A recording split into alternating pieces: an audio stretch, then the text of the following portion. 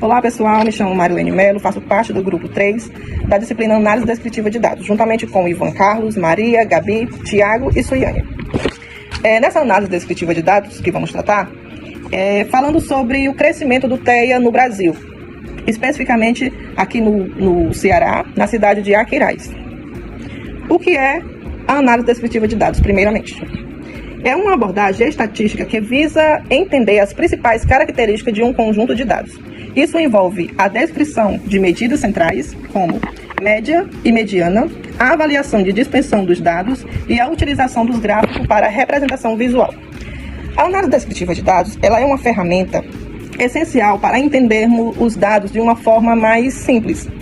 Ela não oferece conclusões definitivas ou previsões futuras, mas é a parte crucial para qualquer análise mais complexa, né? Ela é amplamente usada em diversas áreas como estatística, ciências de dados, negócios, economia, saúde e muito mais.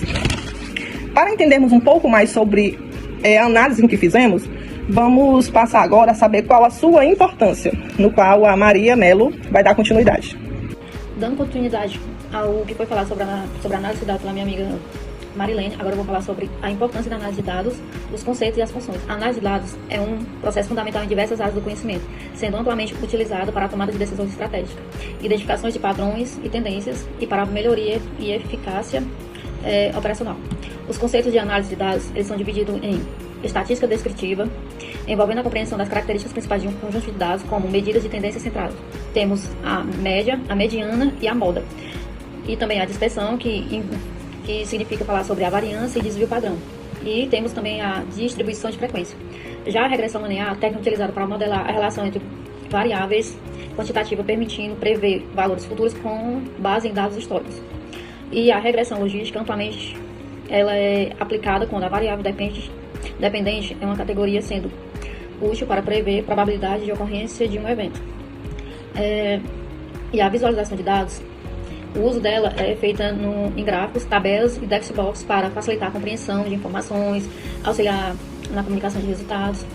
Já as funções da análise de dados, ela se divide como a identificação de padrões de tendência e que permite reconhecer comportamento e eventos recorrentes dos dados.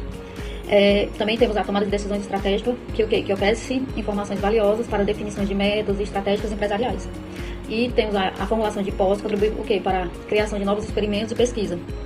E temos a redução de risco, que identifica possíveis falhas e previne erros operacionais. E temos também o aprimoramento da eficiência operacional, que melhora os processos internos e aumenta a produtividade. E, por fim, temos a comunicação de resultado, que facilita a apresentação de dados complexos para os stakeholders e os clientes. A análise de dados é bastante usada e, como o nosso foco é a educação e o foco é o TEA, é através dela que as políticas públicas vão desenvolver e tomar decisões bem mais assertivas com questão de políticas públicas que facilitem, que ofereçam acessibilidade melhor, que ofereçam conhecimento melhor, uma capacitação melhor para todos os envolvidos, e é isso. E sendo assim, o meu amigo Ivan vai dar continuidade agora, falando sobre os dados bem mais detalhados sobre Brasil, Ceará e dando continuidade a Aquiraz. Dando continuidade ao que a Maria acabou de passar para nós aqui, vamos falar agora do TEA no Brasil e também do estado do Ceará. E vamos falar aqui na parte prática, como funciona esses dados no crescimento em relação aos autistas no nosso país. Segundo dados disponíveis, dados internacionais, estima-se que existem cerca de 6 milhões de autistas no Brasil, até 2023. Dados recentes indicam que aproximadamente 1 em cada 54 crianças são diagnosticadas com autismo.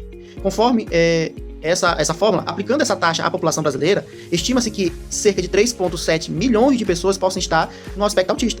Conforme a inclusão do TEA no censo de 2022, espera-se dados mais precisos que auxiliem na criação de políticas eficazes. Ou seja, ainda estamos esperando o censo do nosso país, o IBGE, atualizar essa tabela para que nós possamos concluir que há essa quantidade de 3,7 milhões firmados através desses cálculos, que o censo mais atualizado, talvez esse ano ou no ano que vem, já saia os dados mais precisos, confirmando esse crescimento. Mas, de acordo conforme estudos internacionais, até 2023 já estão em cerca de 6 milhões de autistas no nosso país, isso já em estudos internacionais. Mas estamos esperando agora o IBGE concluir as suas pesquisas e logo teremos essa confirmação.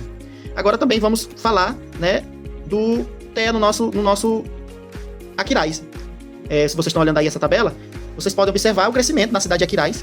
A cidade de Aquiraz é uma cidade de onde nós extraímos os dados para fazer essa parte prática. Em 94 bairros, em 94 regiões daqui da cidade, setores, distritos, já estão atendidas. Só aqui em Aquiraz, são 7 mil crianças atendidas. E investigadas, chega-se a ser 20% dessa quantidade de 7 mil são investigadas. Então, há um crescimento muito grande. As políticas públicas no município de Aquiraz também estão em alta de crescimento. E, com certeza, vai melhorando e vai crescendo essa quantidade, e também os atendimentos. Agora, a nossa colega Gabi vai falar sobre o conhecimento do TEA no Ceará. Ela vai falar sobre o crescimento do nosso estado. Quantas pessoas conhecem o autismo no nosso estado? Vou falar agora sobre o conhecimento do autismo no Ceará. Bom, pesquisas elas revelam que a maioria dos cearenses eles têm sim um alto nível de conhecimento do autismo, né? Analisando também esse gráfico de Pitts, que é dividido em 3 segmentos, 3 níveis de conhecimento, a gente pode ver 25% sabem que há cerca de 2 milhões de autistas no Brasil, 41,7% conhecem alguém com autismo e 33,3% sabem que esses sinais aparecem desde a infância, né? Então isso é muito importante, isso tudo é resultado de campanhas, né, que o Estado ele faz periodicamente para ajudar a disseminar a informação e para trazer esse nível de conscientização, né, trazendo avanços aí na nossa sociedade. Agora eu vou falar sobre educação e autismo. O número de estudantes do TEA nas escolas brasileiras cresceu 48% nos últimos anos, totalizando 636 mil em 2023. Programas como Educação Inclusiva, Direito à Diversidade têm sido fundamental na capacitação de educadores e na adaptação curriculares para atender às necessidades dos alunos com TEA. Salas e recursos multifuncionais oferecem suporte especializados com materiais e profissionais capacitados, complementando o ensino regular e promovendo a inclusão efetiva. O atendimento educacional especializado tem sido crucial para essa inclusão, embora os desafios persistam. Isso significa, né, que devemos entender que o nosso país ainda está em crescimento e adaptação nessa questão, no tocante da questão da educação. Hoje, atualmente, existem muitos cuidadores que estão sendo contratados pelas prefeituras para cuidar das crianças autistas, crianças PCDs, para tratar dessa questão, mas ainda tem muito a crescer, muito a desenvolver, e assim esperamos mais crescimento, mais desenvolvimento e mais políticas públicas para que todas as crianças autistas, jovens autistas, adultos autistas e também os PCDs possam ter mais atendimento e mais inclusão no meio da nossa sociedade. E agora eu vou falar também sobre a empregabilidade, um assunto tão importante no meio da nossa sociedade. A taxa de desemprego entre as pessoas com TEA atinge 85%, constatando uma taxa média nacional de 8%. Isso aponta para a urgência de políticas públicas inclusivas que promovam a empregabilidade dessa população. Ou seja, existem muitas pessoas autistas, muitos PCDs que ainda precisam ser contratadas, porque tem muitas empresas que ainda não contratam, que não estão contratando, porque tem um preconceito, porque não querem incluir, não querem essas pessoas perto. Mas, com certeza, daqui para frente, acredito que haverão mais políticas públicas para que haja crescimento, mais inclusão, mais respeito, né? Para que essas pessoas, esses jovens, esses homens que têm autismo, que têm alguma deficiência, possam estar presentes no trabalho, no meio das empresas e possam crescer junto com os outros. Agora, nossa colega Suiane vai falar um pouco mais sobre essas políticas públicas. Falarei um pouco sobre as políticas públicas de apoio a crianças e adolescentes com autismo. O Ceará lidera a implementação de iniciativas de apoio ao TEA, como as salas de recursos multinacionais e programas de educação inclusiva. Essas iniciativas buscam assegurar a qualidade de vida e a inclusão social. O Ceará tem se destacado na implementação de políticas públicas voltadas para a educação inclusiva, garantindo acesso à permanência de alunos com TEA nas escolas regulares. Um exemplo de iniciativa que eu posso estar citando em relação a crianças e adolescentes com autismo é a Assembleia Legislativa do Ceará. Ela oferece um espaço específico que atende crianças e adolescentes com TEA, em Fortaleza. O Centro Inclusivo para Atendimento e Desenvolvimento Infantil, CIAD, atende cerca de 70 crianças e jovens e está em fase de ampliação para atender mais pessoas, as de outros estados do Ceará. Outras instituições que eu posso estar dando exemplo de apoio a crianças é a Associação Beneficente Espaço do Autista, a instituição Casa Gui e a Fundação Casa da Esperança. De acordo com a OMS, estima-se que no mundo, cerca de 1 em cada 100 crianças tenha transtorno do espectro autista. E também, de acordo com os dados da Integraus, 122.739 cearenses estão cadastrados como pessoas com deficiência. Um total de 12.704 equivale a 14% e afirma pertencer ao transtorno do espectro autista. O Estado também ampliou a oferta de salas e recursos multinacionais, proporcionando atendimento educacional especializado e recursos pedagógicos adequados. Além disso, investimentos na capacitação de professores e profissionais de educação têm sido prioritários, assegurando práticas pedagógicas inclusivas e eficazes.